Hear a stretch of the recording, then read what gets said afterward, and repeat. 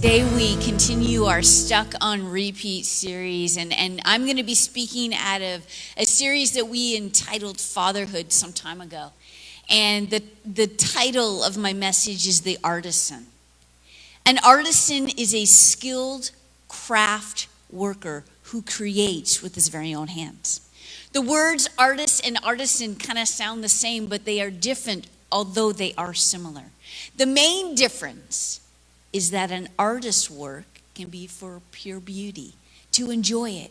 But an artisan's work, although it is also for beauty, it has a specific function, a purpose, and it was made to be something and to do something. In the late 60s, there was the early Jesus People movement. And they had, their hippie lifestyle and appearance and everything that started to make its way over to their new way of life as many of them found Jesus. They left the drugs and the rock and roll behind, and they moved forward into what Jesus was calling them. The way they dressed and acted was countercultural. Jesus freaks was a label that these people, they carried proudly. They loved that. Many of them lived communal lives. They built businesses as craftsmen or artisans. Pottery back then was prevalent, and it was a pursuit of many of these artisans. And because of their great interest and their business in pottery, the biblical references that we know today, that we hear about today, they just understood because they worked as these type of people. They got it. So they literally gave up everything as sacrifice to Jesus. They were completely sold out in their lifestyle, and they understood the whole shaping and forming as the potter takes our lives, as we are the clay. To be sold out for the Jesus people was not hard. This shaped their spiritual outlook. So today we're going to talk about God a little bit. We're going to talk about him as our artisan and how he shapes the surrendered life. And I hope this spiritual outlook will shape yours today. In Jeremiah chapter 18, starting at verse 1, it says this: God told Jeremiah, "Up on your feet and go to the potter's house. When you get there, I will tell you what I have to say." Jeremiah says, "So I went to the potter's house, and sure enough, the potter was there, working away at his wheel.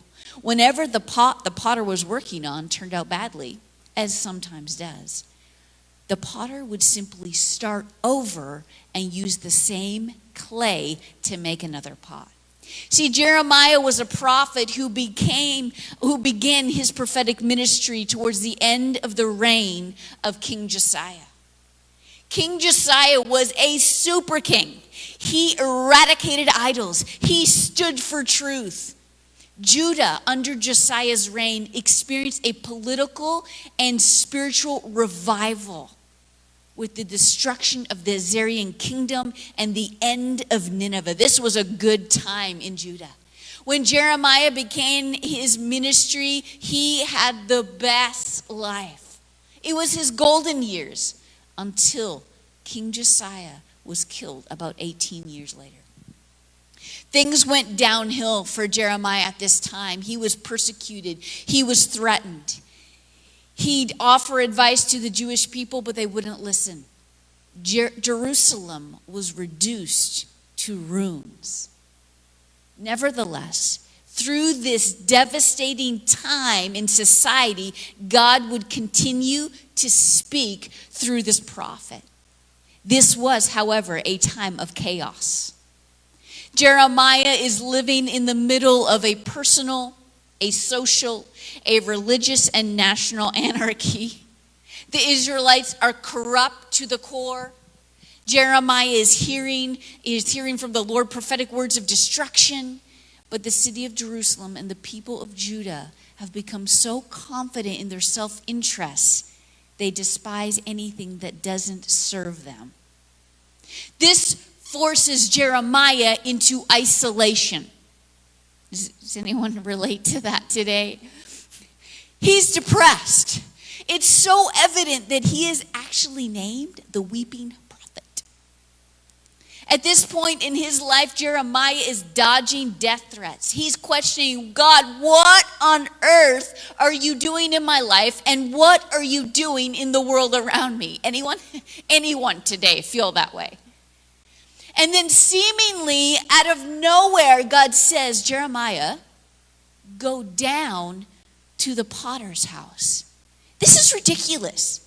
Now, in the middle of all this, my instructions are to go to the potter's house. See, the potter's house was a common place. It was nothing exciting and nothing out of the ordinary. It was totally 7-Eleven.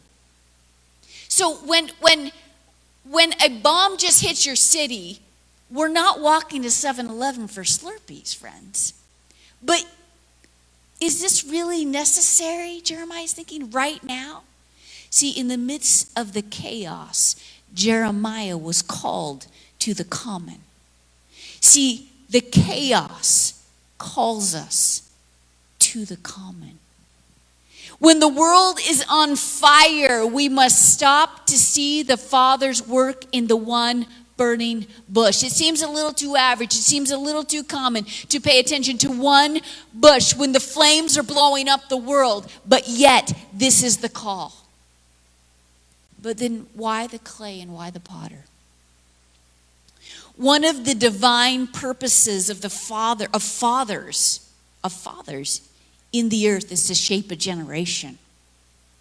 Our Father in heaven, the artisan, would love nothing more than to shape your life and to shape my life into the design it was meant to display. He will take our clay lives. He forms a lump and he will place it on the center of the wheel. A lump.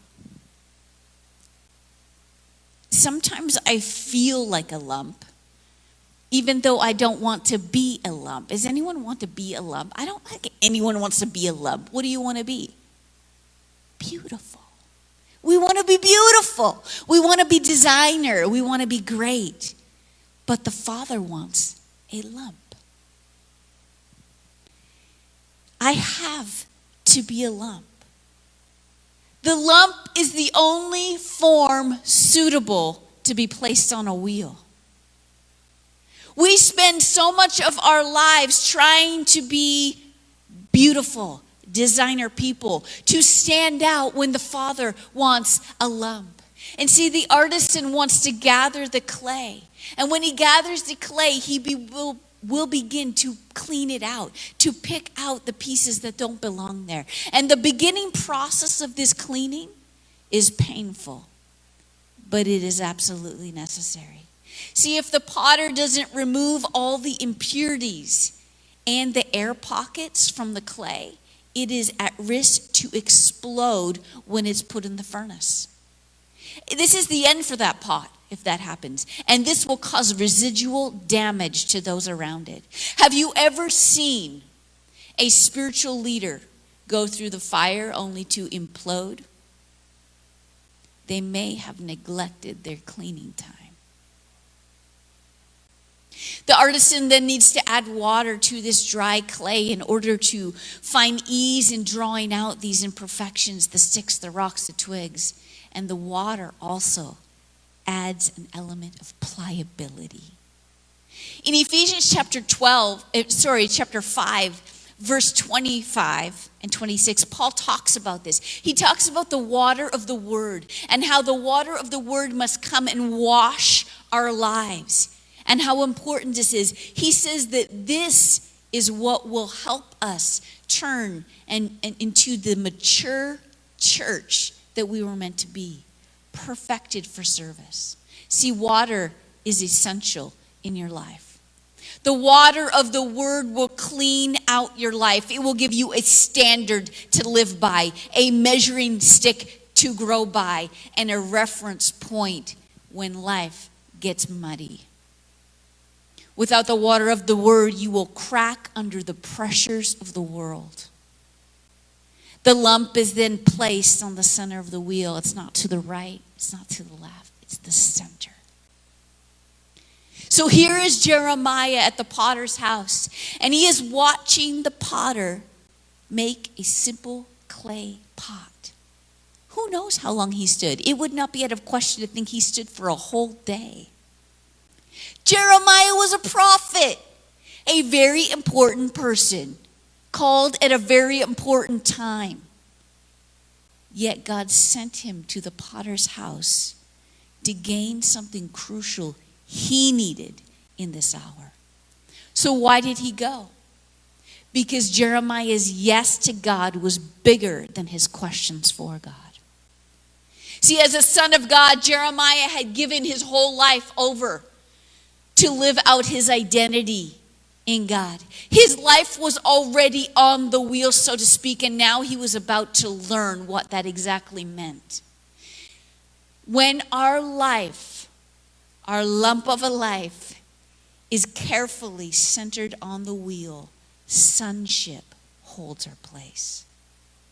Ephesians chapter 1 verse 5 says he predestined us for adoption to sonship through Jesus in accordance to his will. See, our position is solidified by our adoption. And our adoption enables our formation. Our formation gives evidence of our identity. And our identity will launch our destiny.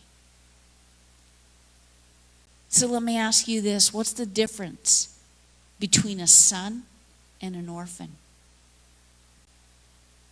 Discipline. This is the wheel. Discipline. Are you secure in your sonship, or are you still operating as an orphan today? See, the potter will use the clay to shape something of your life. He will put pressure on it to mold it into the form it needs to be. And there are times when he will restrict the clay. He will continually dip his hands in the water to ensure the clay stays moist and pliable. The pressure of discipline causes formation. This week I was out with a friend, and she brought her two little kids, my friend Kaylee, and her two little kids, Addie, who's 2, and Kenna, who's not a year yet. And Addie is just at that time in her life where she is pushing all the limits. And she was doing that today. And Kaylee had a particularly rough few days leading up to this with Addie. And she's a beautiful, spirited little girl, kind and sweet, but she has a spunk about her. And so we were out, and we were in an area where Addie had a lot of freedom within certain boundaries. But if she went past the boundaries, then we would ask her to come back. And Kaylee was trying, and Addie didn't want to listen. And I couldn't just stand there and not help, because she's out with 2 kids, and I'm like, I have to help, because this poor mama, how many know that the young mamas and daddies these days need help? It takes a village, correct? So I intervened a few times, and because it was a new voice, at first Addie would listen to me, and she would come back right away. It was almost like this shocking voice telling her what she could and couldn't do. But over time, she stopped listening to me as well. And so she went to this too far, and it was literally unsafe for her to be where she was. So she wouldn't listen to me at this point either. So I did the 1, 2, 3 thing, and I gave her lots of grace and lots of warning, but I did get to 3. And she was holding out, just staring at me, not moving, not coming back. So then after I got to 3, I said, okay, we're at 3. I'm coming to get you now. And I began to walk towards her. Well, this was the end. She began now to run towards me. She's like, oh no, this is real now. This just got real. And I'm like, oh no, Addie, we already got to 3. So it's too late now to listen. So I'm happy you're coming towards me, but now there's consequence. Well, this did not go well. And there was a mini meltdown and screaming, and I want my mommy. Now she wants her mommy? Come on. And I tried to take her hand. She resisted. I made her take my hand, and we walked down. She's crying. I felt horrible. horrible. I'm supposed to be the fun one. And now I'm doing this, but I have to help my friend because that's what friends do. And she has the baby, and we're walking down, and Addie's crying. And then, she had to do a timeout, and she had to sit for just a couple minutes, and then it was fine. Anyway, later that day, Kaylee texted me, and she thanked me. She said, you broke her. Now, before all of you start typing mean comments about me, she didn't mean I broke her. She meant I broke through to her.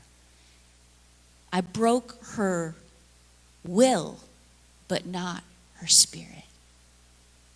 See, the defiance in her will needed to be broken while protecting and caring for the sweet spirit that Addie is and will always be. See, with the absence of good mamas and papas in the earth today, you can see how principles have been lost like this. And we've become a global orphanage as a church. And this is true in the spirit as is it true in our world. There's tons of kids running around rampant with no discipline. And then we have the good mamas and papas like Kaylee and her husband Joel who are raising good, godly kids. But it takes a village. It takes a village in society, and it takes a village in the spirit. See, where there is no discipline, where there is no inconvenience, where there is no wheel time in our lives, there is just a bunch of open room orphanages. And all suffer. We all suffer as a global broken home. Time on the wheel will break our defiant will, my defiant will, while keeping my beautiful spirit alive, while keeping your beautiful spirit alive, while keeping our identity safe and secure. Without the break in our wills to do it our way, we can never be who we were designed to be by God, who we truly are. See, we aren't usable as clay, as a lump or partially formed. We have to go all the way. The yes of your life towards the desire of His has to resound loud and clear above any other noise. See, God won't waste anything. Not one circumstance, not one choice or situation, not a victorious season, not a painful season. He will work it all together for good in your lives. But we have to move through the stages, the essential stages of His craftsmanship. You may have giftings now, but your character is still forming. And we cannot risk letting our giftings take us where our character cannot sustain us. There's too much residual impact that comes with the devastation of someone falling at the top. Stay on the wheel. As a clay, you have a say. Say you're going to stay. Stay on the wheel. See, the clay is ultimately responsible. So be the clay that doesn't sway. Stay. Once you're formed, then you're carefully removed from the wheel and you're placed on the shelf. Talk about anticlimactic. Here you are. You think you're ready. You have all this time on the wheel with the pressure and the removing and the cleaning and the washing and all this. And then you're taken off feeling so ready to be used by God. When then you're just put on the shelf. This is actually the worst. See, the drying time is when the imperfections show. Without time to dry, the cracks are invisible, and if they're not filled properly, when the pot is put into the fire, it will explode.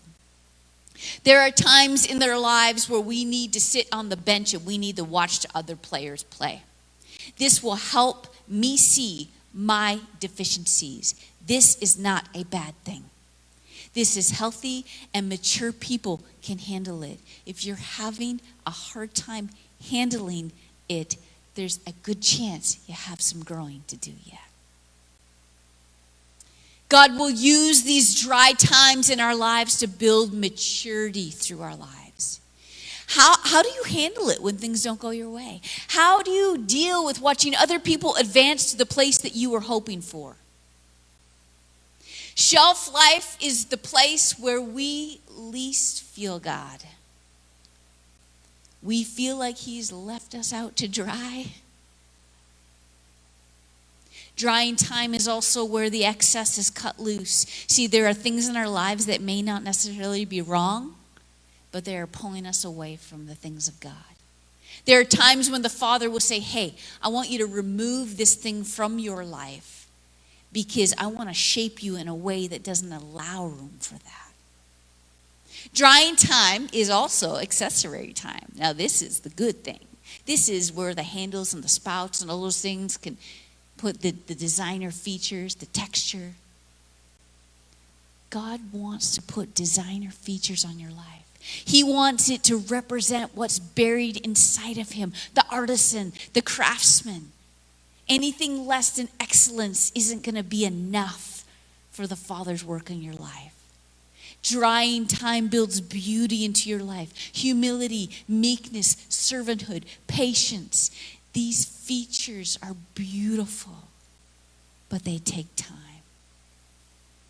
Don't waste your shelf life. Stack up the accessories. When the pot has dried, the potter just then places it into the fire. The temperature has to be hot, about 2,000 degrees Fahrenheit.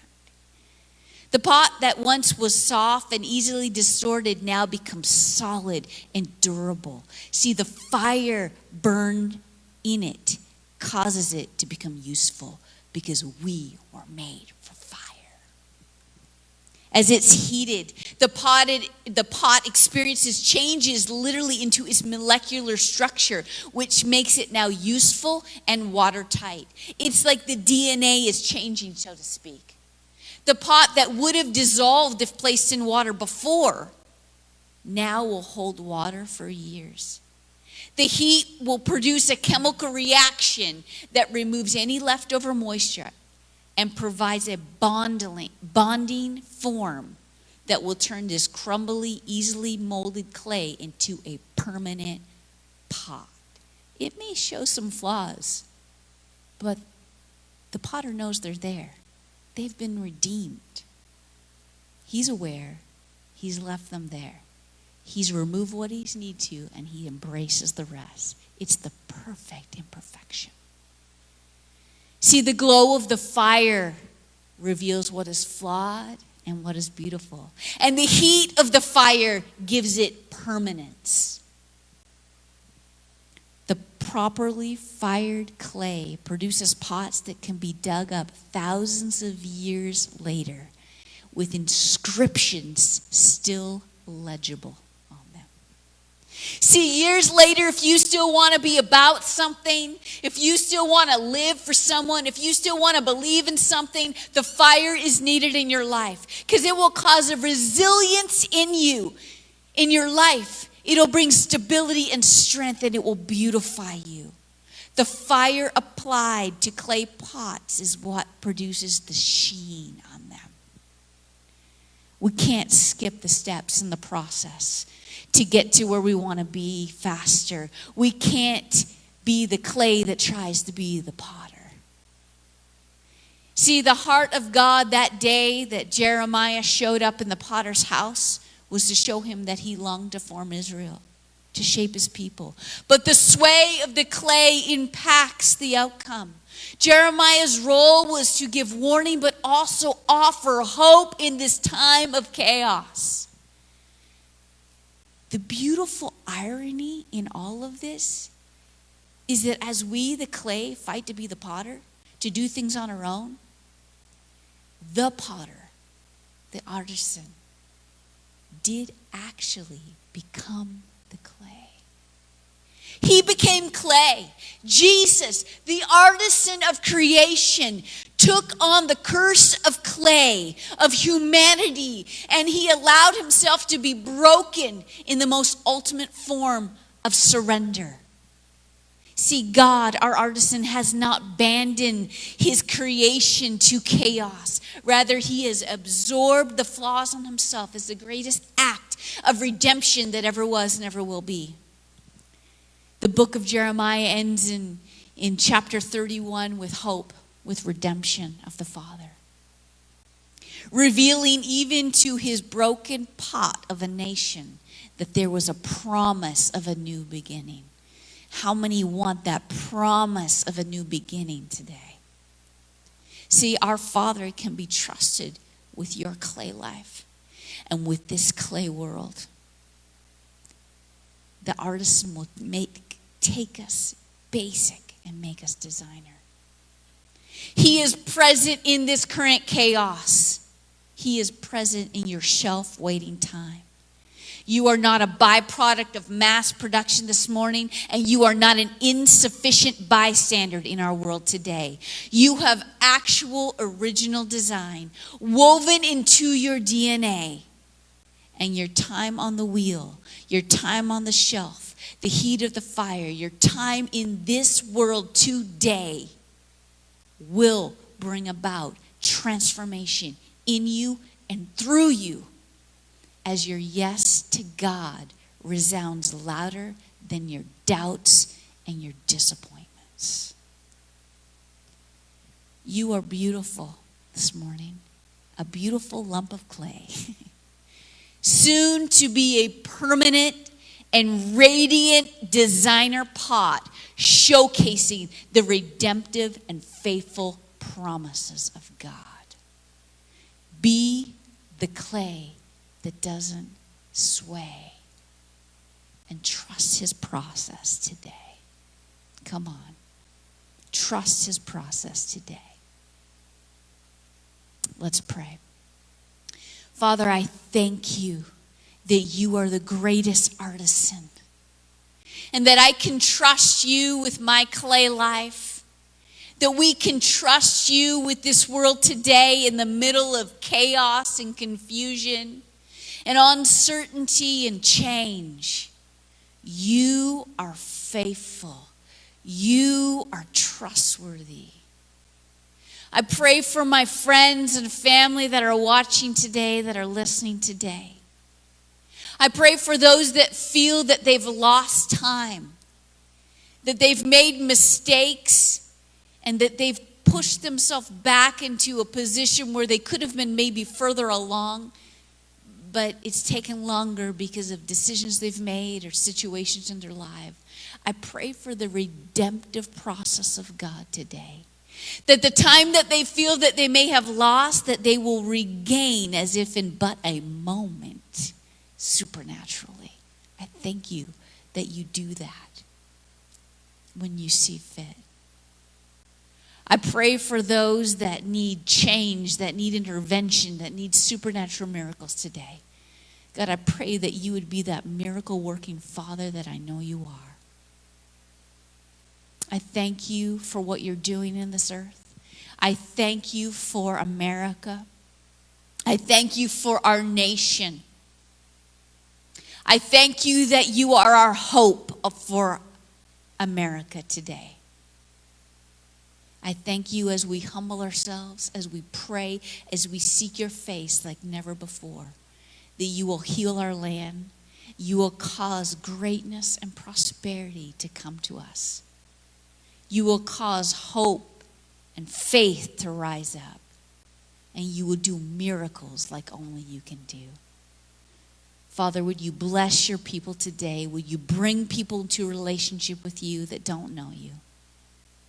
In your name and for your glory. Amen.